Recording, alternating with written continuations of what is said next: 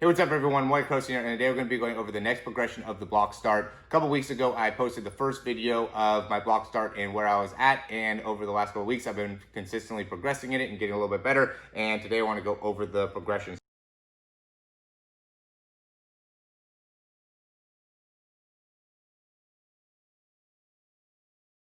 So here on the right is my first one from a couple of weeks ago, and then here was my most recent one a couple nights ago now. And the big thing that we can see here, I'm going to rewind this back. Sorry that the quality is not very good here on the left one, but we can see the first step here and where the position of the body is in that first step in comparison to here and where the first step is landed.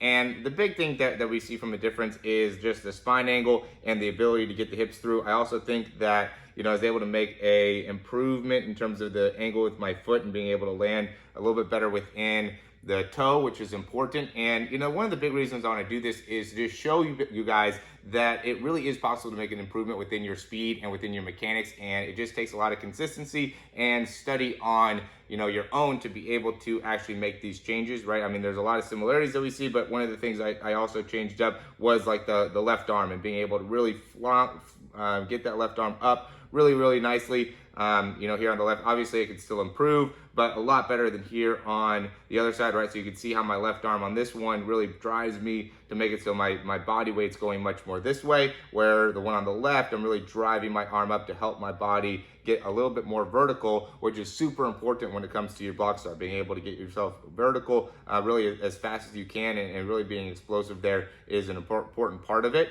Another thing is I started working on how I was kind of loading at the beginning. We could see here and so we get myself set up here. Let me see.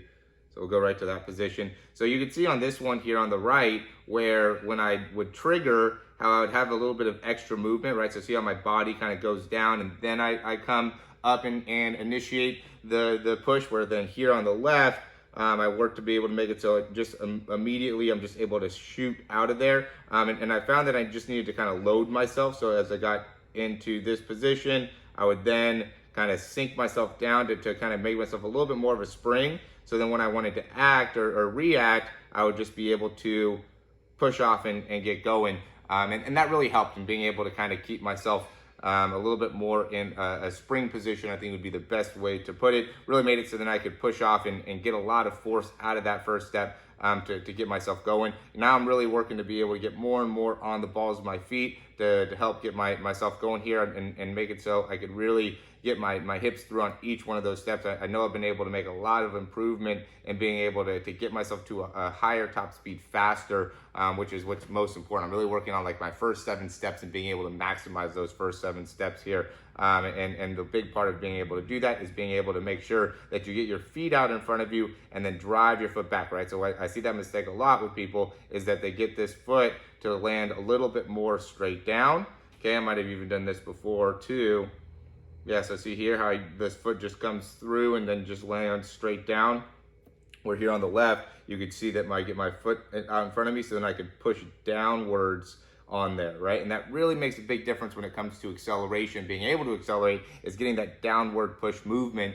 And really the way to be able to do that is just maintaining that nice shin angle here and being able to get that knee up. And also the spine position, right? So when you're more leaned over with the spine, now you're gonna end up hitting the ground more straight down, where if you can get your spine to get up and through, get your hips to get up and through, now you can get your foot through better, so then you can push a little bit more down and back, which really helps a lot with your acceleration. So I'm going to continue to make these videos, guys. I'm going to continue to show you some of the progression within the start phase. I think it's a super important part of being able to reach your top end speed, is you got to be able to maximize the start, whether you're working on the 40 or working on your block start. So hopefully this video helps. If you have any questions or any recommendations, would love to be able to hear those. And if you like the video, go ahead and click the like button. That really helps us out a lot. And share the video, subscribe to the channel if you haven't. We're gonna consistently make these videos to help you in improving your speed. So if you subscribe, then you get the notifications. You also get some notifications if we go live. We have a lot of cool things coming for you. So as always, thank you for watching the videos, and we'll talk to you soon.